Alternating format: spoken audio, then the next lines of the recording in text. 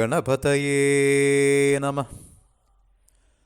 ഗും ഗുരുഭ്യോ നമഃ.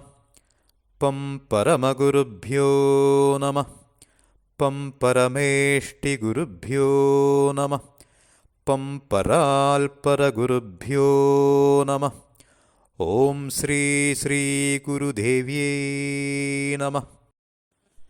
സഹസ്രനാമസന്തുഷ്ടാം ദേവികാം ത്രിശതീപ്രിയാം ശതനാമസ്തുതിപ്രീതാം ലളിതാംബാം നമാമ്യഹം.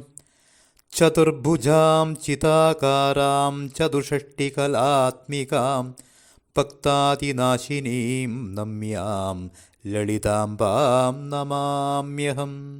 2021 ഹരിദ്വാർ കുംഭമേള. അധികം തിരക്കില്ലാത്തൊരു ദിവസം.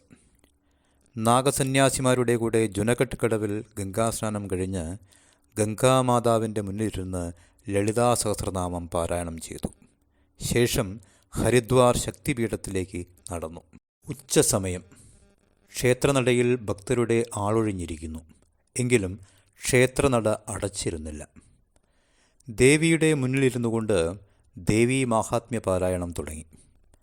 കുമാരസ്വാമി കുറച്ച് പുറകിലായി സ്വസ്ഥനായി മാറിയിരുന്നു.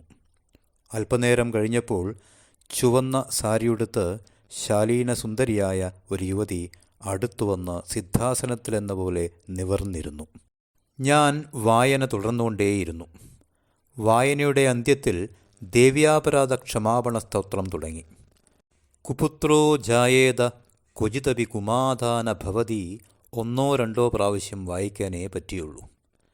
പിന്നെ ഹൃദയം വിങ്ങിപ്പൊട്ടി ഉറക്കെ തേങ്ങാൻ തുടങ്ങി. നോക്കിയപ്പോൾ അടുത്തിരുന്ന ആ യുവതിയും കരയുന്നു. അവർ ആരാണെന്ന് ഞങ്ങൾക്കറിയില്ല. എന്തിന് എന്നോടൊപ്പം കരഞ്ഞതെന്നും അറിയില്ല. കുമാരസ്വാമി പുറകിൽ വന്ന് കുറച്ച് ഭസ്മം തലയിൽ ഇടുന്നതായി ഓർമ്മ. എണീറ്റപ്പോൾ വാക്കും മനസ്സും വറ്റിപ്പോയിരുന്നു. പിന്നെ കുറേ സമയം വേണ്ടി വന്നു സ്വാഭാവിക രീതിയിൽ സംസാരിക്കാൻ. ഇതിനെല്ലാം കുറേ നാൾ മുമ്പ് കരുമം അവധൂത അമ്മ സ്വപ്നത്തിൽ വന്ന് അനാഹതത്തിൽ 5 വിരലും അമർത്തിവെച്ചതായും ഓർക്കുന്നു. എങ്കിലും ആരായിരുന്നു ചുവന്ന പട്ടുടുത്ത ആ യുവതി?